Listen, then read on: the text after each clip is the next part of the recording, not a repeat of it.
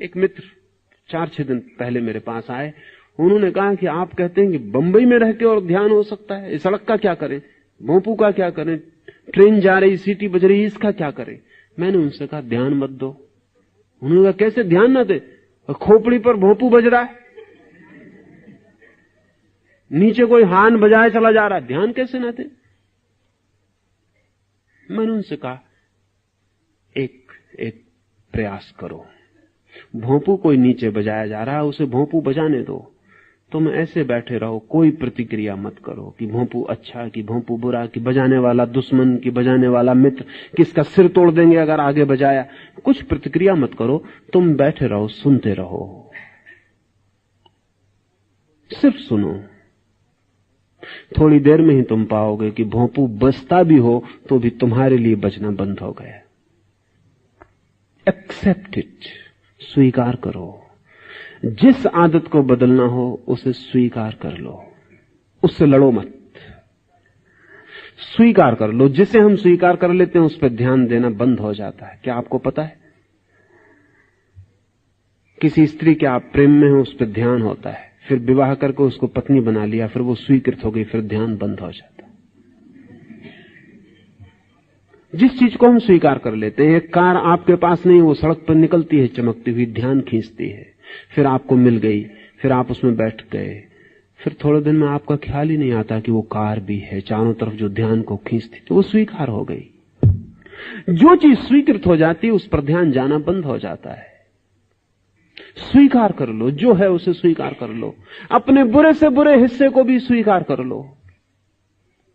ध्यान देना बंद कर दो, ध्यान मत दो, उसको ऊर्जा मिलनी बंद हो जाएगी, वो धीरे धीरे अपने आप छीन होकर सिकुड़ जाएगी, टूट जाएगी, और जो बचेगी ऊर्जा उसका प्रवाह अपने आप भीतर की तरफ होना शुरू हो जाएगा। गलत तपस्वी उन्हीं चीजों पर ध्यान देता जिन पर भोगी देता। सही तपस्वी ठीक तप की प्रक्रिया ध्यान का रूपांतरण है। वो उन चीजों पर ध्यान देता है जिन पर न भोगी ध्यान देता न तथाकथित त्यागी ध्यान देता, वो ध्यान को ही बदल देता है। और ध्यान हमारे हाथ में है, हम वहीं देते हैं जहां हम देना चाहते हैं। अभी यहां बैठे हैं, आप मुझे सुन रहे हैं, अभी यहां आग लग जाए मकान में, आप एकदम भूल जाएंगे कि सुन रहे थे, कि कोई बोल रहा था, सब भूल जाएंगे। आग पर ध्यान दौड़ जाएगा, बाहर निकल जाएंगे, भूल ही जाएंगे कि कुछ सुन रहे थे, सुनने का कोई सवाल ही न रह जाएगा। ध्यान प्रतिपल बदल सकता है, सिर्फ नए बिंदु उसको मिलने चाहिए। आग मिल गई, वो ज्यादा जरूरी जीवन को बचाने के लिए हो गई, तो तत्काल ध्यान वहां दौड़ जाएगा। आपके भीतर तप की प्रक्रिया में उन नए बिंदुओं और केंद्रों की तलाश करनी है जहां ध्यान दौड़ जाए और जहां नए केंद्र सशक्त होने लगे। इसलिए तपस्वी कमजोर नहीं होता, शक्तिशाली हो जाता। गलत तपस्वी कमजोर हो जाता। गलत तपस्वी कमजोर होकर सोचता है कि हम जीत लेंगे, और भ्रांति पैदा होती है जीतने की। अगर एक आदमी को 30 दिन भोजन न दिया जाए तो काम वासना क्षीण हो जाती। इसलिए नहीं कि काम वासना चली गई, इसलिए कि काम वासना के योग्य रस नहीं बनता शरीर में। फिर भोजन दिया जाए तो 30 दिन में जो वासना गई थी वो 3 दिन में वापस लौट आती। भोजन मिला, शरीर को रस मिला, फिर केंद्र सक्रिय हो गया, फिर ध्यान दौड़ने लगा। इसलिए फिर जिसने भूखा रहते ही काम वासना पर तथाकथित विजय पाई, वो बेचारा फिर भूखा ही जीवन भर रहने की कोशिश में लगा रहता है, क्योंकि वो डरता है। इधर भोजन लिया, इधर वासना उठी।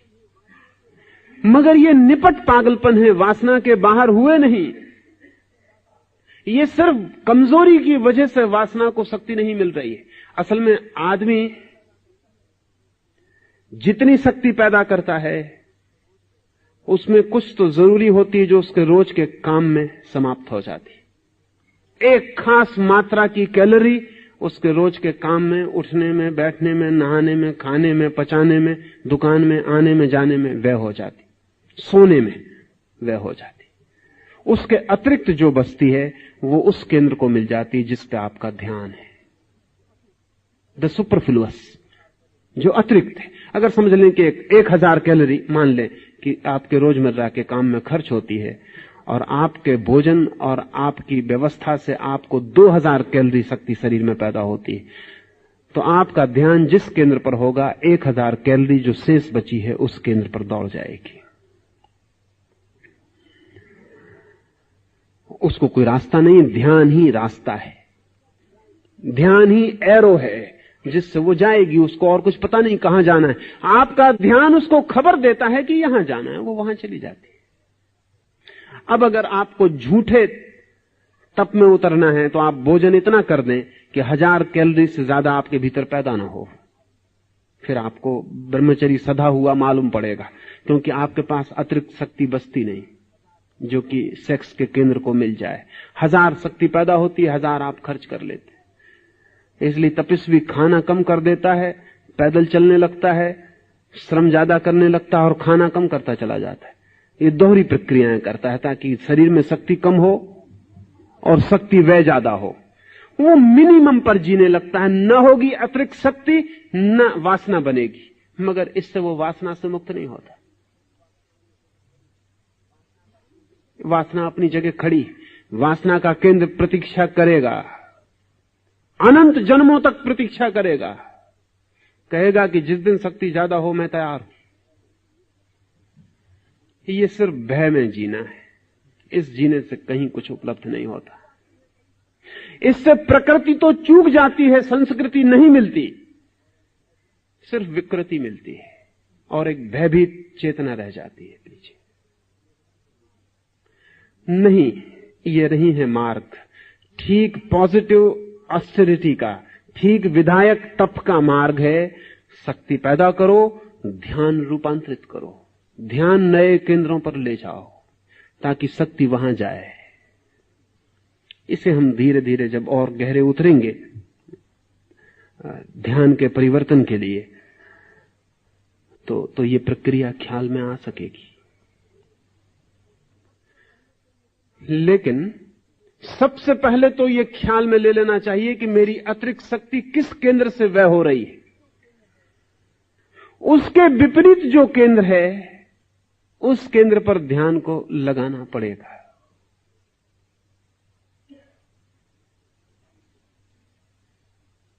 एक छोटी सी घटना और आज की बात मैं पूरी करूं।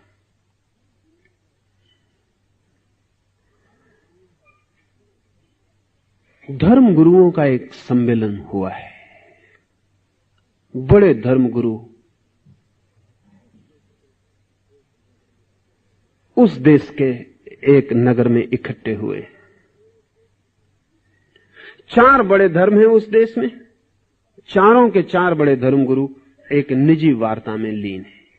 सब सम्मेलन निपटने के करीब हो गया, वो बैठ के बातें कर रहे हैं। ऊंची बातें हो चुकी, नकली बातें हो चुकी, अब वो बैठ के असली गपशप कर रहे हैं। 75 साल का बूढ़ा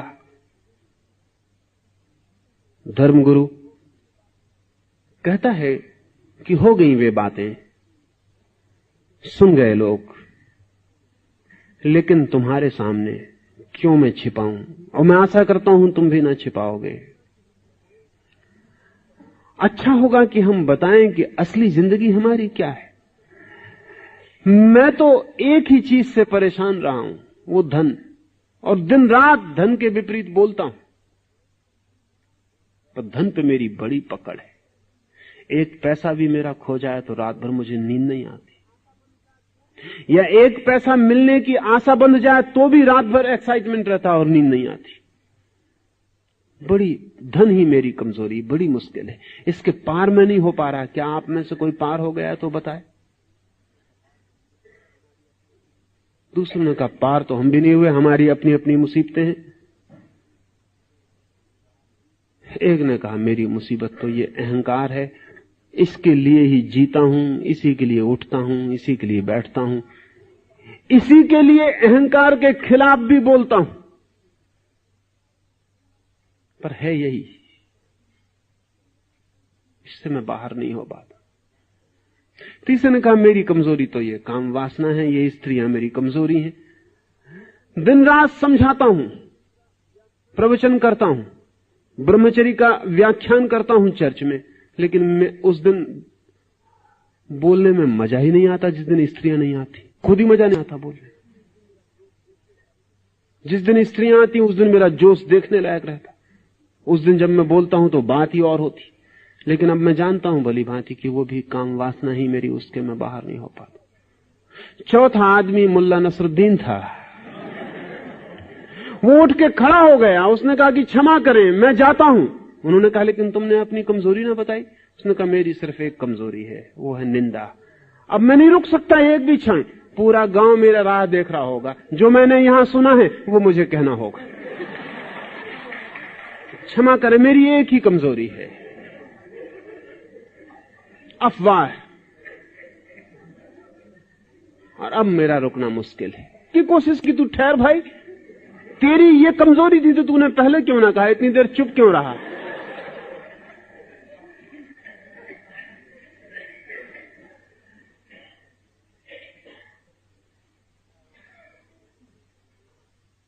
हर आदमी की कोई ना कोई कमजोरी है।